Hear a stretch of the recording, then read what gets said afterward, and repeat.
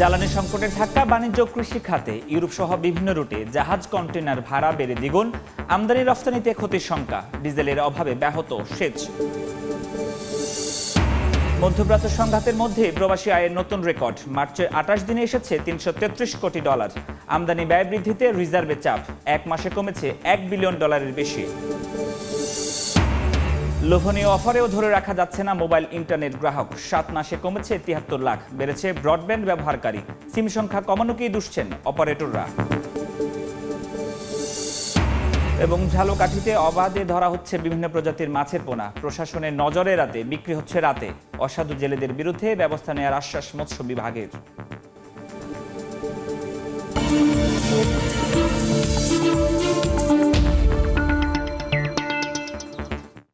দেখছিলেন শিরোনাম। আমন্ত্রণ জানাচ্ছি দেশ ও দেশের বাইরের অর্থ বাণিজ্যের নানা খবর নিয়ে আমাদের নিয়মিত আয়োজন এ সময়ের বাণিজ্যে। আপনাদের সঙ্গে আছি আমি ফরহাদুর রহমান। মধ্যপ্রাচ্য পরিস্থিতিতে বিশ্ববাজারে জ্বালানি তেলের দাম বাড়ার অজুহাতে জাহাজ এবং কন্টেনার ভাড়া বাড়ায় সংকটে পড়তে যাচ্ছে দেশের আমদানি রফতানি বাণিজ্য। ইউরোপ সহ বিভিন্ন রুটে যেমন কন্টেনারের ভাড়া 300 থেকে $1,500 বেড়েছে, তেমনি বাংকারিং চার্জ যুক্ত হচ্ছে $150 থেকে $300। শাখাত ত্রিপুর ক্যামেরায় কমলদের রিপোর্ট।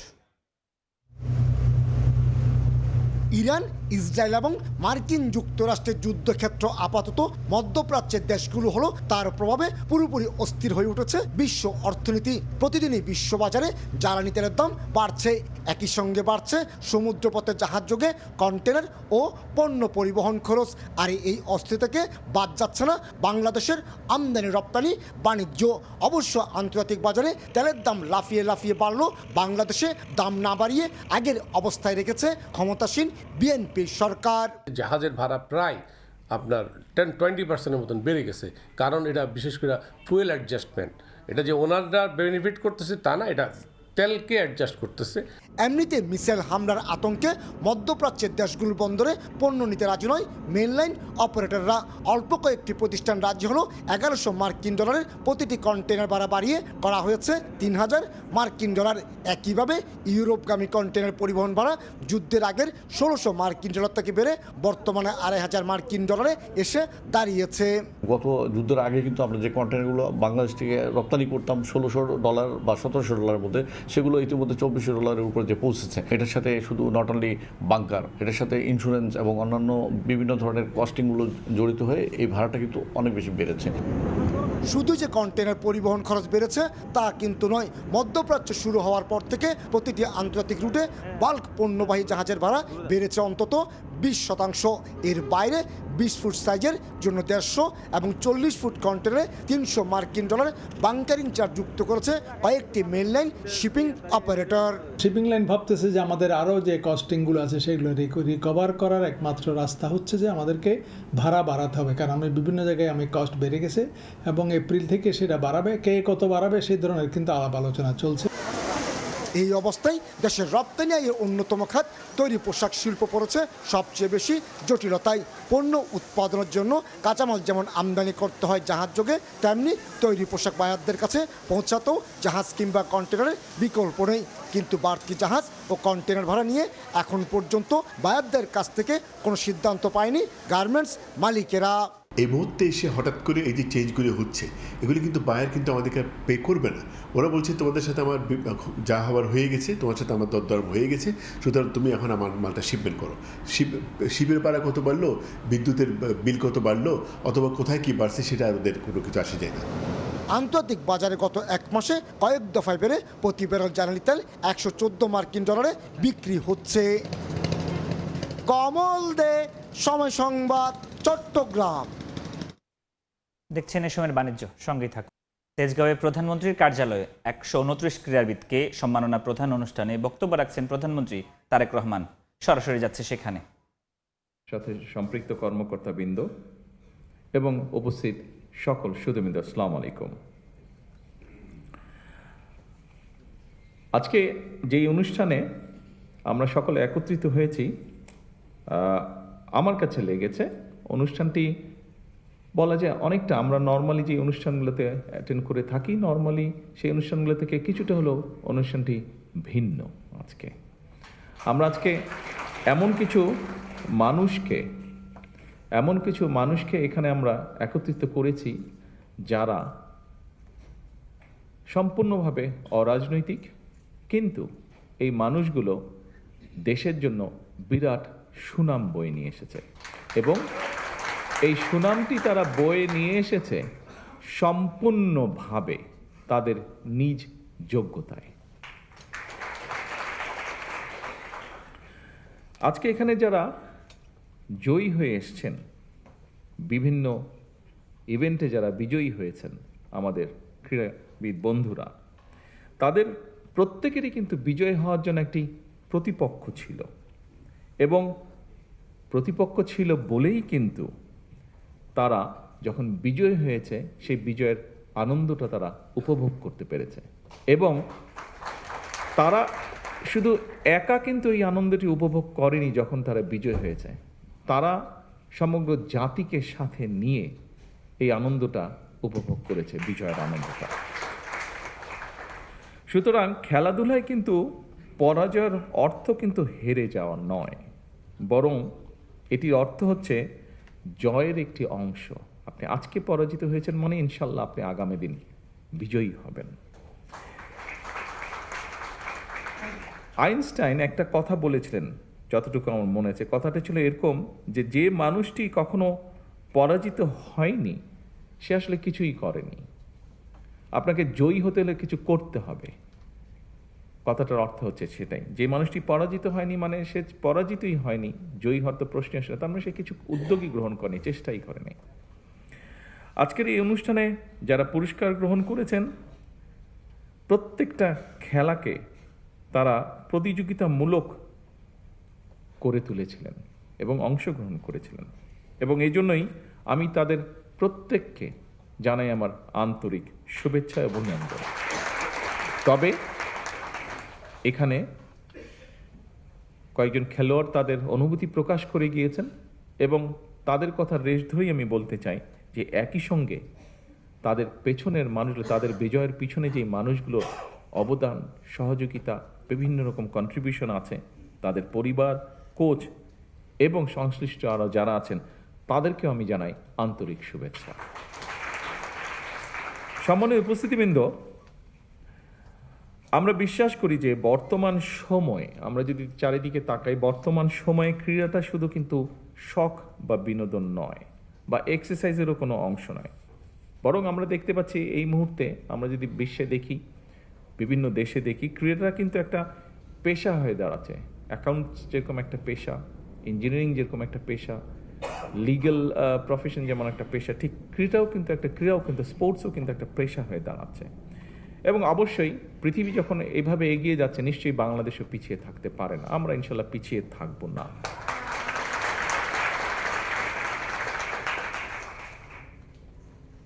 উপস্থিতিবৃন্দ, বর্তমান সরকার একটি নির্বাচিত সরকার, একটি রাজনৈতিকভাবে নির্বাচিত একটি সরকার এবং স্বাভাবিকভাবে আমরা একটি নির্বাচন প্রক্রিয়ার মাধ্যম দিয়ে এসেছি। যখন আমরা নির্বাচন প্রক্রিয়ার মাধ্যম দিয়ে এসেছি, তার আগে আমরা সমগ্র জাতির সামনে আমাদের কিছু কথা তুলে ধরেছিলাম বিভিন্ন সেক্টরে এবং ঠিক একইভাবে ক্রীড়া সংক্রান্ত সেক্টরে আমরা বলেছিলাম যে আমাদের দল রাষ্ট্র পরিচালনার সুযোগ পেলে আমরা দেশের ক্রীড়াকে পেশা হিসাবে প্রতিষ্ঠিত করতে চাই এবং আজকের এই অনুষ্ঠানটি আমরা যে প্রতিশ্রুতি জনগণকে দিয়েছিলাম, দেশের মানুষকে দিয়েছিলাম, সেই প্রতিশ্রুতির কাজটি আমরা ধীরে ধীরে শুরু করেছি। আজকের এই অনুষ্ঠানটি হচ্ছে তার প্রমাণ বা সাক্ষ্য। আমাদের দেশের ছেলেমেয়েরা, তরুণীরা যারা ভালো খেলায় যারা ভালো করবেন, যারা যে খেলায় আনন্দ পাবেন, তারা যাতে তাদের পছন্দের সেই খেলাটিকে পেশা হিসাবে গ্রহণ করতে পারেন, পেশা হিসাবে নিতে পারেন, মনোযোগ দিয়ে, মনের আনন্দ দিয়ে যাতে গড়ে তুলতে পারেন একজন খেলোয়াড় হিসাবে নিজেকে। সেজন্যই খেলাধুলাকে পেশা হিসাবে নিয়ে একজন খেলোয়াড় যাতে অর্থনৈতিকভাবে অনিশ্চয়তার মধ্যে না থাকেন, সে লক্ষ্যেই কিন্তু বর্তমান সরকার খেলোয়াড়দেরকে ধারাবাহিকভাবে আমরা যে একটা সুনির্দিষ্ট নীতিমালার ভিত্তিতে আমরা একটা সম্মানী কাঠামোর আওতায় আনার কাজটি বাস্তবায়ন আজকে শুরু করেছি, যেটি পরিকল্পনা আপনারা যারা নির্বাচনের আগে খেয়াল করেছেন, দেখেছেন, রেডিও টিভিতে পত্র পত্রিকায় দেখেছেন, পড়েছেন, আপনারা নিশ্চয়ই খেয়াল করেছেন। এই কথাটি কিন্তু আমরা তখন বলেছিলাম, যার বাস্তবায়নের কাজ আল্লাহর রহমতে আমরা আজকে শুরু করলাম। এবং দেশ স্বাধীন হওয়ার পরে এই প্রথমবারের মতন কিন্তু ক্রীড়াবিদদেরকে একটি সম্মানী কাঠামোর আয়তা যে আনা হয়েছে, এটি শুরু হলো আজকে থেকে। সম্মানিত উপস্থিতিবৃন্দ, প্রিয় খেলোয়াড়বৃন্দ, সকল শ্রেণী পেশার মানুষের জীবন মানকে উন্নয়নের লক্ষ্যে আমরা কিন্তু অন্য অন্য সেক্টরেও কাজ করেছি। যেমন নারীদের ক্ষমতায়নের জন্য আমরা এর মধ্যে ফ্যামিলি কার্ডের কাজ শুরু করে দিয়েছি। হতে পারে এই মুহূর্তে স্কেলটি ছোট, কিন্তু ধীরে ধীরে আমরা এটিকে ইনশাল্লাহ লক্ষ্যে নিয়ে যাব, আমাদের যে লক্ষ্য সেটিতে নিয়ে যাব। এর বাইরেও আমরা বলেছিলাম আমাদের সমাজের সম্মানী একটি শ্রেণী, বিভিন্ন মসজিদ সহ বিভিন্ন ধর্মের যারা ধর্মীয় গুরু আছেন, মসজিদের ইমাম খতিব সাহেবরা আছেন, তাদেরকে আমরা একটি সম্মানের আওতায় আনতে চেয়েছিলাম। সেই কাজটি আমরা শুরু করেছি, আপনারা নিশ্চয়ই সংবাদের মাধ্যমে এটি দেখেছেন। এর বাইরেও আমরা বলেছিলাম যে আমরা সারা দেশে আমাদের বিভিন্ন প্রাকৃতিক দুর্যোগ হোক, আমাদের কৃষকের পানির সেচের সুবিধার জন্য সহযোগিতার কারণে হোক, আমাদের ভূগর্ভস্থ পানির যে নেমে যাওয়া সেটিকে রোধ করার জন্যই হোক, আমরা খাল খননের কথা বলেছিলাম, সেটির কাজও আমরা শুরু করেছি। এর বাইরেও আমরা বলেছিলাম যে আমরা এই দেশের কৃষকরা হচ্ছে এই দেশের সবচেয়ে বড় একটি অংশ। আমাদের প্রত্যেকেরই গ্রামে আত্মীয় স্বজন, পরিবার স্বজন আছেন এবং তাদের মধ্যে অনেকেই প্রত্যক্ষ পরোক্ষভাবে কৃষির সাথে জড়িত। সেই কৃষকদের পাশে দাঁড়ানোর জন্য আমরা বলেছিলাম যে আমরা কৃষক কার্ড ইন্ট্রোডিউস করব। আজকে আমাদের খেলোয়াড় বন্ধুরা যেমন, তাদেরকে আমরা একটি স্পোর্টস কার্ড দিয়েছি, আপনারা দেখেছেন তাদেরকে যেটা আমরা উপহার দিয়েছি, তার মধ্যে ছোট্ট একটি কার্ড আছে, ব্যাংক কার্ডের মতন স্পোর্টস কার্ড। ঠিক একইভাবে কৃষকদের জন্য আমরা একটি কৃষক কার্ড ইন্ট্রোডিউস করার কথা বলেছি, যেটির মাধ্যমে তাদের কাছে আমরা রাষ্ট্রের সহযোগিতা পৌঁছে দিতে চাই। ইনশাল্লাহ 14 এপ্রিলে টাঙ্গাইল থেকে এটির পাইলট প্রজেক্টের কাজ আমরা শুরু করতে যাচ্ছি। সম্মানিত উপস্থিতিবৃন্দ, এভাবেই আমরা দেশ এবং জনগণের জীবনযাত্রার মান উন্নয়নের কাজ শুরু করেছি, দেশকে এগিয়ে নেওয়া যাওয়ার কাজ আমরা শুরু করেছি এবং সেটিরই অংশ হিসাবে আজকে আমরা আমাদের বন্ধুদের হাতে ক্রীড়া কার্ড তুলে দিয়েছি।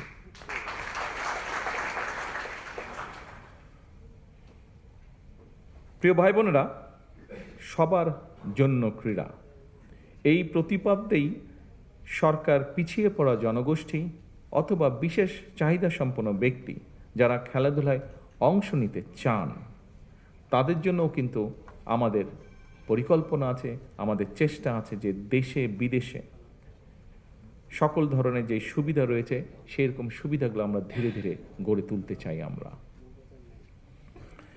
ক্রীড়াকে পেশা হিসেবে প্রতিষ্ঠিত করার জন্য আমরা এর মধ্যেই, বর্তমান সরকারের মধ্যেই অনেকগুলো পরিকল্পনা বা কর্মসূচি হাতে নিয়েছে। দেশে বর্তমানে আমরা সকলেই যেটা জানি, আলোচনাও করি, আমরা যখন পারিবারিক আসরে বসি, বন্ধুবান্ধবের আসরে বসি, আমরা সাধারণত মোস্ট অফ দ্য কেসে আমরা কিন্তু ক্রিকেট বা ফুটবল নিয়ে আলোচনা করি, কিন্তু এর পাশেও আমাদের কিন্তু দেশে অনেকগুলো খেলাধুলা আছে, যেমন আর্চারি আছে, বক্সিং আছে, জিমন্যাস্টিক্স আছে, ওয়েট লিফটিং আছে, সাঁতার আছে, প্যারা সুইমিং আছে, যেটাতে বাংলাদেশের ছেলেমেয়েরা ভালো করছে, প্যারা অ্যাথলেটিক্স আছে, অলিম্পিক ক্যারাতে আছে। প্যারা অলিম্পিকে আমাদের ছেলেমেয়েরা অনেক ভালো করেছে মেইন অলিম্পিকের থেকে। এর বাইরে যদি আমরা ধরি, টেবিল টেনিস আছে, হুইল চেয়ার বাস্কেটবল আছে, খুব সময় হুইল চেয়ার বাস্কেটবল আছে, এরকম অনেকগুলো খেলা আছে। এই খেলাগুলোকে আমরা সামনে এগিয়ে নিতে চাই। শুধু যে ক্রিকেট বা ফুটবল তা না, এর পাশাপাশি অন্য খেলাগুলোকেও আমরা সামনে এগিয়ে নিতে চাই এবং এর জন্য সরকারি, বেসরকারি, পৃষ্ঠপোষকতা, সরকারি পৃষ্ঠপোষকতা আপনারা দেখছেন আমরা এই কাজটি শুরু করেছি। আমরা আশা করব বেসরকারি যে প্রতিষ্ঠানগুলো আছে তারাও সরকারের পাশাপাশি এগিয়ে আসবেন আমাদের খেলোয়াড়দেরকে বিশ্বের দরবারে তুলে ধরার জন্য।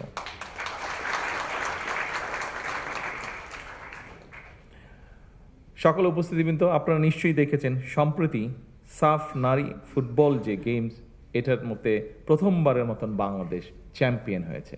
সেই চ্যাম্পিয়নদেরকে আবারও আজকের এই অনুষ্ঠানের পক্ষ থেকে আমি আন্তরিকভাবে শুভেচ্ছা এবং অভিনন্দন জানাচ্ছি। সময়ের পরিপ্রেক্ষিতে বর্তমান সরকার খেলাধুলাকে পেশা হিসেবে প্রতিষ্ঠিত করার জন্য স্বল্প, মধ্যম এবং দীর্ঘমেয়াদী লক্ষ্য এবং পরিকল্পনা যেগুলো নিয়েছে, সেগুলো আপনারা কিছুক্ষণ আগে যে ভিডিও হয়েছে তার মাধ্যমে আপনারা দেখেছেন।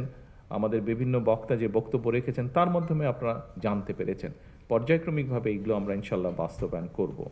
পড়াশোনার পাশাপাশি খেলাধুলার প্রতি আমাদের যে ছেলেমেয়েরা ছোটবেলা থেকে আগ্রহী স্পোর্টসের জন্য, তারা যাতে এই সুযোগটা পায়, সেজন্য এর মধ্যেই দেখেছেন স্পোর্টস মিনিস্টার উনি ওনার বক্তব্যে বলেছেন যে শিক্ষা কারিকুলামের পাশাপাশি আমরা কারিকুলামের ভেতরে আমরা 4র্থ শ্রেণী থেকে খেলাধুলাকে যাতে মোটামুটি কম্পালসারি করা যায়। অর্থাৎ আমাদেরকে স্কুলে যেরকম অঙ্ক, ইংরেজি, ভূগোল, ইতিহাস এগুলো যেরকম কম্পালসারি পড়তে হয়, আমরা চাচ্ছি যে বাচ্চাটা যে খেলাটাই পছন্দ করুক, কিন্তু সেই খেলাটা তাকে খেলতে হবে, সেটাতে তাকে এক্সপার্ট হতে হবে, সেটাতে তাকে নিজেকে গড়ে তুলতে হবে। অর্থাৎ ইতিহাস, ভূগোল, বিজ্ঞান এই সাবজেক্টগুলোর পাশাপাশি আমরা খেলাটাকে কম্পালসারি করবো, সেটার মধ্যে মার্ক থাকবে, সেটার মধ্যে পাস ফেল থাকবে, যাতে সে সেটা সিরিয়াসলি নেয়। শুধু আচ্ছা বিকালে একটু খেলতে গেলাম বা অফ টাইমে একটু খেলতে গেলাম, নট দ্যাট, সিরিয়াসলি হতে হবে। অর্থাৎ আমরা আসলেই চাচ্ছি আমাদের ছেলেমেয়েরা যাতে সত্যিকারভাবে নিজেকে একজন যে যেটাই খেলবে সেটাতে যাতে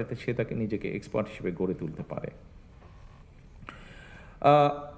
সম্মানিত উপস্থিতিবৃন্দ, স্বাধীন বাংলাদেশে বিভিন্ন ক্ষেত্রে আমাদের শিশু কিশোরদের যে প্রতিভা ছিল সেটাকে বের করার জন্য 1976 সালে প্রথম কিন্তু শুরু হয়েছিল। এখানে যারা আমাদের খেলোয়াড় ভাই বোন বন্ধুরা আছে, তোমরা অনেক ছোট ছিলে, তোমরা ছোট ছিলে না আসলে, তোমরা দেখোই না বোধ হয় কেউ, এখানে সামনের সারিতে যারা আছেন ওনারা দেখেছেন। 1976 সালে শুরু হয়েছিল বাংলাদেশের শিশুদের ভিতর থেকে প্রতিভাবান যারা আছে বিভিন্ন সেক্টরে, বিভিন্ন কালচারাল সেক্টরে বের করার জন্য নতুন কুড়ি শুরু হয়েছিল। এর মধ্যেই তোমরা শুনেছ, মন্ত্রী সাহেবের বক্তব্য শুনেছে যে আমরা, এবং আমিও বললাম যে ইনশাল্লাহ সামনেই আমরা যেটা করতে যাচ্ছি, কবে ডেটটা জানি, 30 এপ্রিল, রাইট, 30 এপ্রিল সিলেট থেকে আমরা শুরু করতে যাচ্ছি নতুন করে স্পোর্টস, এবং একই সাথে ইনশাল্লাহ এটা সারা দেশে শুরু হবে। আমরা এই যে বিভিন্ন আমরা 7টা খেলা না 7টা ডিসাইড করেছি তো এই মধ্যে 7টা খেলা আমরা ডিসাইড করেছি। এই 7টা খেলায় কারা পারদর্শী, ধীরে ধীরে সেই প্রতিভাবানদেরকে আমরা বের করে নিয়ে আসব। তাদেরকে যারা ভালো হবে তাদেরকে আমরা আরও বেটার ট্রেনিং দেওয়ার চেষ্টা করব। এভাবে করে আস্তে আস্তে আমরা খেলোয়াড় গড়ে তুলব, পেশাদার খেলোয়াড় গড়ে তুলব, এবং আমাদের লক্ষ্য থাকবে ইন্টারন্যাশনাল যে ইভেন্টগুলো হয় সেগুলোতে আমরা হিট করা শুরু করব আস্তে আস্তে। এবং আমাদের ছেলেমেয়েরা যে দেশের জন্য সম্মান বয়ে নিয়ে আসতে পারে, এটার প্রমাণ এর মধ্যেই প্রতিষ্ঠিত হয়েছে। ইনশাল্লাহ আগামী দিনে আমরা আরও বেশি সম্মান বয়ে নিয়ে আসব।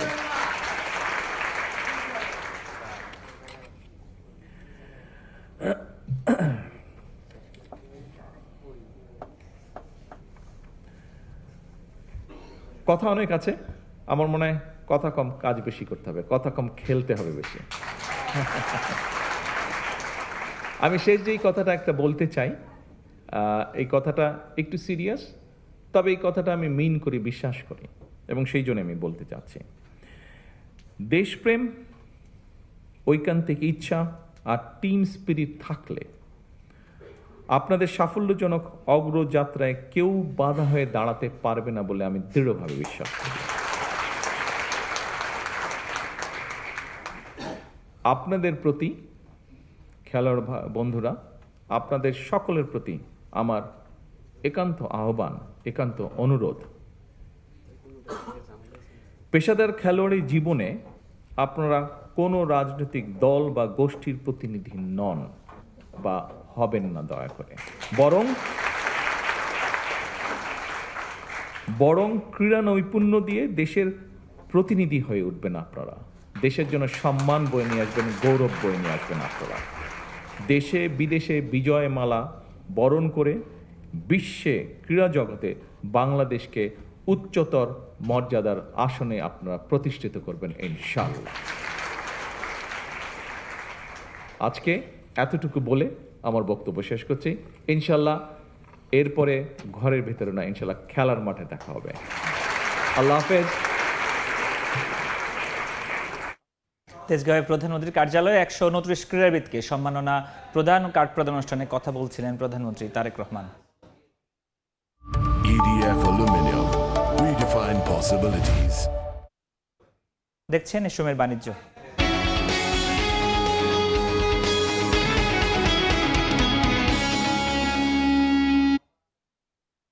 সংঘাতের মধ্যেই প্রবাসী আয়ের নতুন রেকর্ড গড়েছে বাংলাদেশ। মার্চের 28 দিনে এসেছে 333 কোটি মার্কিন ডলার। বাংলাদেশ ব্যাংকের তথ্য, এর আগে একক কোনো মাসে এত বেশি প্রবাসী আয় আসেনি দেশে। তবে আমদানি ব্যয় বৃদ্ধির কারণে এক মাসের রিজার্ভ কমেছে $1 বিলিয়ন বেশি। ফেব্রুয়ারিতে ইরানে ইসরায়েল যুক্তরাষ্ট্রের হামলার পর অস্থির হয়ে পড়ে পুরো মধ্যপ্রাচ্য। ব্যাহত হয় প্রবাসীদের স্বাভাবিক জীবনযাত্রা ও কর্মঘণ্টা।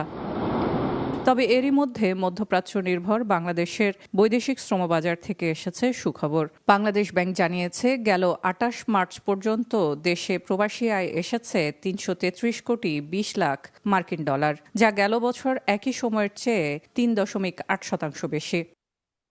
তথ্য বলছে, শুধু বছর ব্যবধানেই এই আয় বাড়েনি, হয়েছে একক কোনো মাসের হিসাবে সর্বোচ্চ আয়ের রেকর্ড। এর আগে সর্বোচ্চ 329 কোটি 56 লাখ ডলার এসেছিল গেল বছরের মার্চে।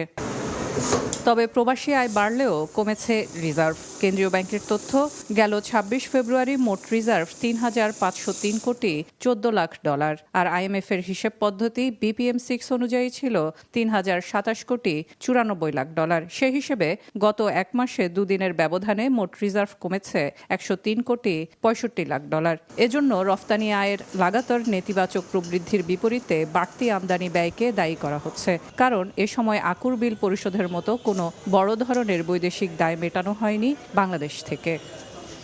সেলিয়া সুলতানা, সময় সংবাদ, ঢাকা।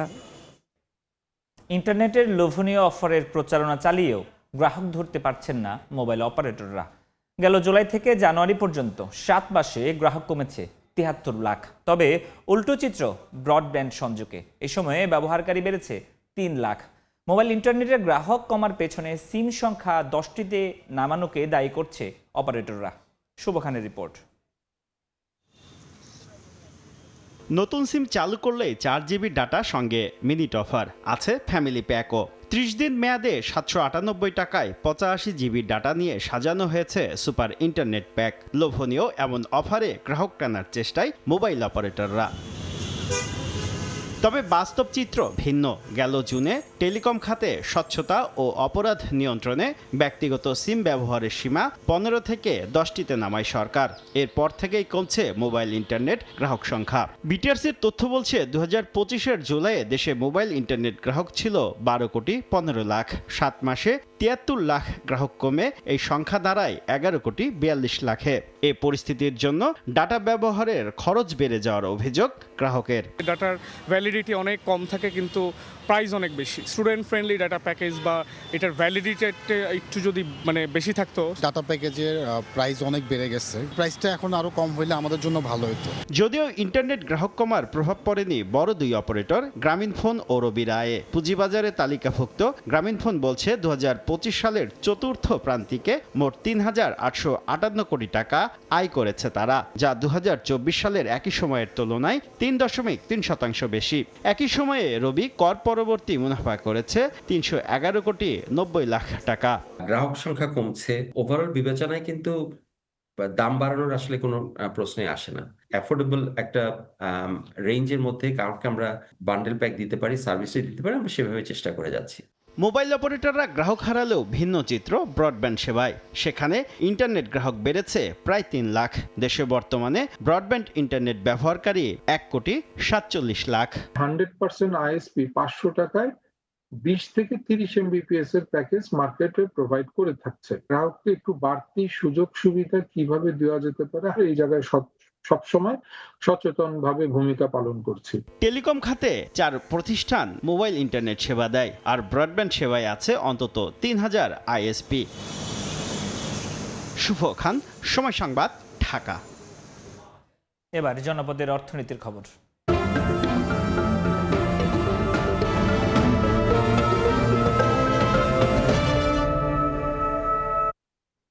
ঝালকাঠিতে জাল দিয়ে অবাধে ধরা হচ্ছে বিভিন্ন প্রজাতির মাছের পোনা। একদিকে কমছে মাছের সংখ্যা, অন্যদিকে ধ্বংস হচ্ছে বিভিন্ন প্রজাতির পোনা। অসাধু জেলেদের বিরুদ্ধে ব্যবস্থা নেওয়ার আশ্বাস দিয়েছেন মৎস্য বিভাগ। সুগন্ধা, বিষখালী, ধানসিঁড়ি ও বাসন্ডা সহ 16টি নদী ও অসংখ্য খাল বিলে একসময় ধরা পড়ত বিভিন্ন প্রজাতির মাছ। মিঠা পানির ইলিশ ও দেশীয় প্রজাতির মাছের জন্য প্রসিদ্ধ ঝালকাঠির এসব প্রাকৃতিক জলাশয়ে অবাধে পোনা নিধন হওয়ায় দিন দিন কমছে মাছের সংখ্যা। এক শ্রেণীর অসাধু জেলেরা কারেন্ট জাল, চরগড়া সহ সূক্ষ্ম জালের ফাঁদ দিয়ে মাছ শিকার করায় হুমকির মুখে মৎস্য সম্পদ। প্রশাসনের নজর এড়াতে রাতের বেলা গ্রাম ও শহরের অলিগলিতে বিক্রি হচ্ছে কয়েক হাত ঘুরে। এমনকি দরিদ্র পরিবারে শিশুদের দিয়েও চাবলি কিংবা গুড়া মাছের নামে বিক্রি করা হয়। আমারে দিয়ে যায়, আমার যেরকম দিয়ে আমি হেরম বেশি আলাই। অসাধু কিছু জেলের আছে, পাড়ায়, মহল্লায়, গলিতে অলিতে বিক্রি করে। চাবলির ছাও কইয়ে, গুঁড়ো মাছ কইয়ে ওরা বেশি খেলা। কিছু জেলেরা আছে ধরেন কিস্তি উঠে জাল সাবার করে, তো এগুলো আনিয়া সরকার দিয়ে অভিযান চালাই পুড়িয়ে ফেলায়, কিন্তু গোড়া বন্ধ করে না। পোনা মাছ নিধন বন্ধ করতে অসাধু জেলেদের বিরুদ্ধে কঠোর অভিযানের কথা জানায় মৎস্য বিভাগ। এই মাছ বিশেষ করে যাতে ভালোভাবে রক্ষা করা যায়, এজন্য আমরা বিশেষ করে পুলিশ, প্রশাসন এবং অন্যান্য সংস্থা যারা জড়িত আছে, আমরা সবাই মিলে কঠোর হস্তে এবং এই ঝালকাঠি জেলার মৎস্য সম্পদ রক্ষা করব। মৎস্য বিভাগের তথ্য মতে জেলায় মাছের বার্ষিক চাহিদা প্রায় 13,332 মেট্রিক টন, যা সিংহভাগই প্রাকৃতিক জলাশয় ও চাষে উৎপাদিত মাছে চাহিদা পূরণ হয়। সময় সংবাদ, ঝালকাঠি। দেখছেন এ সময় বাণিজ্য। স্বল্পোন্নত দেশ এলডিসি থেকে উত্তরণে বাংলাদেশের প্রস্তুতিমূলক সময়সীমা 3 বছর বাড়ানোর অনুরোধকে ইতিবাচক বিবেচনা করার আশ্বাস দিয়েছে ইউরোপীয় ইউনিয়ন। এ তথ্য জানিয়েছে বাণিজ্য মন্ত্রণালয়। রোববার বিশ্ব স্বাস্থ্য সংস্থার 14তম মন্ত্রী পর্যায়ের সম্মেলনে সাইডলাইনে বাংলাদেশ ও ইউরোপীয় ইউনিয়নের মধ্যে দ্বিপাক্ষিক বৈঠকে এ আশ্বাস দেয় জোটটি। এ সময় শ্রম খাতে চলমান সংস্কারের প্রশংসাও করা হয়। বাংলাদেশের প্রস্তাবিত এফটিএ বিষয়ে প্রয়োজনীয় অভ্যন্তরীণ প্রক্রিয়া শেষে মূল্যায়ন করা হবে বলেও জানানো হয়। বৈঠকে বাংলাদেশের প্রতিনিধি দলের নেতৃত্ব দেন বাণিজ্যমন্ত্রী খন্দকার আব্দুল মুক্তাদির, আর ইউরোপীয় ইউনিয়নের পক্ষে নেতৃত্ব দেন কমিশনার মারুফ সেফকোভিচ। ঈদুল ফিতরে মুক্তি পেয়ে বাজিমাত করেছে চক্র 2। ওটিটি প্ল্যাটফর্ম আইস্ক্রিনে আসার পর মাত্র 2 দিনেই 1 মিলিয়ন মিনিট ভিউয়ের মাইলফলক ছুঁয়েছে জনপ্রিয় এই ওয়েব সিরিজটি। দর্শকদের এমন ভালোবাসা আর সারা উদযাপন করতে রোববার চ্যানেল আই ভবনে হাজির হয় চক্র 2-র পুরো টিম। প্রযোজক ফরিদুর রেজা সাগর, নির্মাতা ভিকি জাহেদ, অভিনয়শিল্পী আজমেরি হক বাঁধন, তৌসিফ মাহবুব সহ সবাই ভাগাভাগি করে এই সাফল্যের আনন্দ। নির্মাতা ও শিল্পীরা বলছেন, দর্শকদের ভালোবাসাই তাদের কাজের সবচেয়ে বড় প্রাপ্তি। আগামীতেও ভিন্নধর্মী ও মানসম্মত কন্টেন্ট নিয়ে হাজির হওয়ার প্রত্যাশা তাদের। ময়মনসিংহের এক পরিবারে 9 সদস্যের রহস্যজনক আত্মহত্যার ঘটনা, যা 17 বছর আগে নাড়িয়ে দিয়েছিল পুরো দেশকে, সেই আলোড়ন তোলা বাস্তব ঘটনার প্রেরণাতেই নির্মিত হয়েছে ওয়েব সিরিজ চক্র।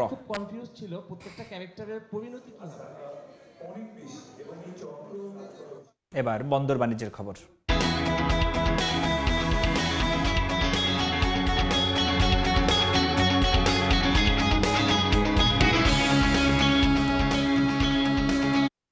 টানা 11 দিন ছুটি শেষে রোববার থেকে হিলি স্থলবন্দর দিয়ে আবারও শুরু হয়েছে আমদানি রফতানি বাণিজ্য। বন্দরে ফিরেছে কর্মচাঞ্চল্য। বিস্তারিত জানাতে হিলি স্থলবন্দরে আছেন রিপোর্টার শফিকুল ইসলাম শফিক। সরাসরি যাচ্ছি তার কাছে। সকাল থেকেই মূলত হিলিস্থল বন্দর দিয়ে আমদানি রপ্তানি বাণিজ্য শুরু হয়েছে। হিলিস্থল বন্দর দিয়ে ঈদ পরবর্তী সময়ে ছুটির সময় কিন্তু এখানে বন্দরে পাইকারি ব্যবসায়ীরা কিন্তু ইতিমধ্যে তারা আসতে শুরু করছে। তো ব্যবসা বলা যেতে পারে যে ব্যবসায় যে কর্মচাঞ্চল্যতা সেটা অনেকটাই কিন্তু ফিরতে শুরু করেছে। তো হিলিস্থল বন্দর দিয়ে যেসব পণ্য আমদানি হয়ে থাকে তার অধিকাংশই কিন্তু খাদ্যদ্রব্য আমদানি হয়ে থাকে। তো বর্তমানে যেসব পণ্য আমদানি হচ্ছে, চাল তো আমদানি রয়েছে, তার পাশাপাশি ভুট্টা, জিরা এবং বিভিন্ন ধরনের ফিডে ব্যবহৃত ওইসব পণ্য আমদানি হচ্ছে। তাছাড়া এখানে আপনার বিভিন্ন বীজ আমদানি হচ্ছে। তো হিলিস্থল বন্দর দিয়ে যেসব পণ্য আমদানি হয় এইসব পণ্যগুলো আপনাকে যদি আমি একটু ক্যামেরা দিয়ে দেখাই, এইসব যারা পাইকারি ব্যবসায়ীরা বা আড়তদার যারা এইসব পণ্য তারা এখান থেকে কিনছেন, এখান থেকে দেশের বিভিন্ন জায়গায় এইসব পণ্য সরবরাহ হয়ে থাকে। বিশেষ করে এইসব ট্রাকগুলোতে কিন্তু সারিবদ্ধভাবে কিন্তু ভুট্টার বেশি আমদানি হচ্ছে। আর কয়েক মাস পরে কিন্তু কুরবানি ঈদ, বিশেষ করে ফিড মিলগুলোতে গোখাদ্যর যে একটা চাহিদা, ফিডের চাহিদা রয়েছে, যেখানে ভুট্টার ব্যাপক একটা চাহিদা রয়েছে। বিশেষ করে ভুট্টার এখানে আমদানি প্রতিদিন অধিকাংশ আমদানি হচ্ছে। আর এইসব ভুট্টা আজকে বিক্রি হচ্ছে 31 টাকা 50 পয়সা প্রতি কেজি বিক্রি হচ্ছে। তবে ভুট্টার গুণগত মান এবং ভুট্টার চাহিদা অনেক রয়েছে। তাছাড়া কিন্তু পাইকারি ব্যবসায়ীরা বিভিন্ন ফিডে নিয়ে যাচ্ছেন। তাছাড়া ব্যবসায়ীরা বলছেন বিশেষ করে যেহেতু ঈদের পরে যেহেতু পাইকারি ব্যবসায়ীরা কম আসছেন, তো আসলে চাহিদা থাকার কারণে চাহিদা বাড়লেই পণ্যের আমদানি বাড়ে, পণ্য বিশেষ করে চাহিদা বাড়ে। তাছাড়া কুরবানি ঈদকে সামনে রেখে কিন্তু এখানে জিরা, বিভিন্ন ধরনের যে মশলা জাতের যে আইটেমগুলো রয়েছে সেগুলো কিন্তু আমদানি হচ্ছে।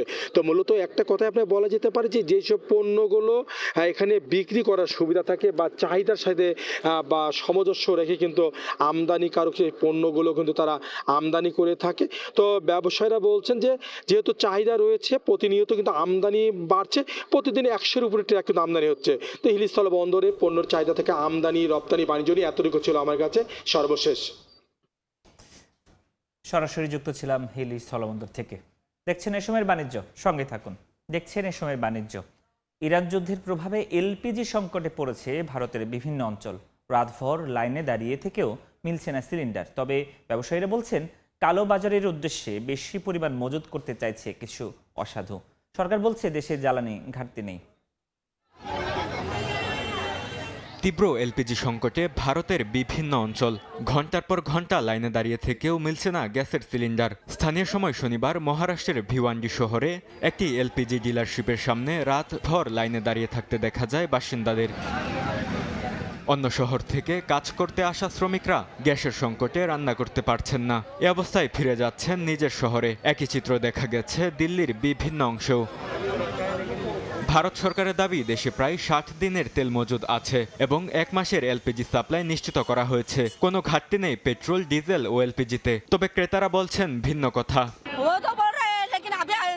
সরকার বলছে কোনো ঘাটতি নেই, কিন্তু আজ কেন্দ্র থেকে মাত্র 300টি সিলিন্ডার দেওয়া হয়েছে। আমাদের সিরিয়াল নম্বর 302, তাই আমরা সিলিন্ডার পাইনি। এখন তারা আমাদের বাড়ি ফিরে যেতে বলছে।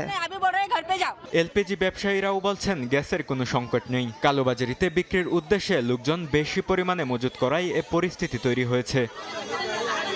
বরকতুল্লাহ, সময় সংবাদ। এবার মুক্তবাজারের খবর।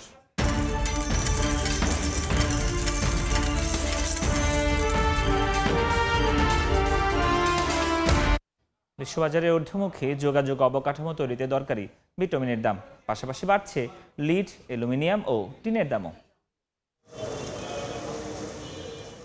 চাহিদা বাড়ায় বিশ্ববাজারে ঊর্ধ্বমুখী যোগাযোগ অবকাঠামো তৈরিতে দরকারি ভিটামিনের দাম। সপ্তাহ ব্যবধানে দাম 2.61% বেড়ে টন প্রতি দাঁড়িয়েছে $660। মাস ব্যবধানে বেড়েছে 29.61%।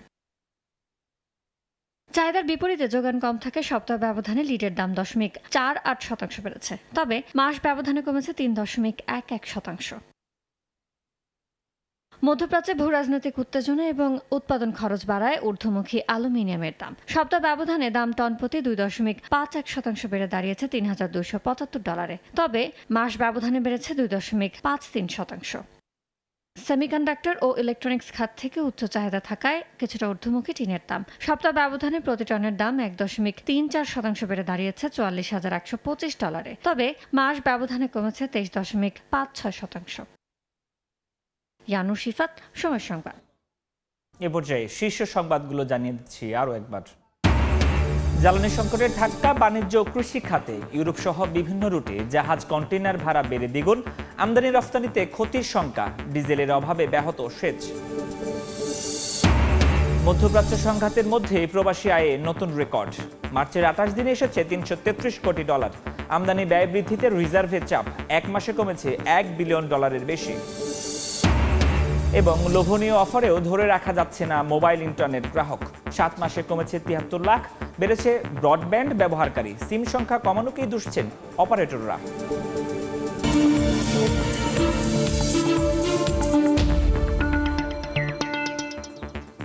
এ ছিল এ সময়ের বাণিজ্যে। দুপুর 12টার সময় সংবাদের সঙ্গে থাকবেন ইমদাদুল হক।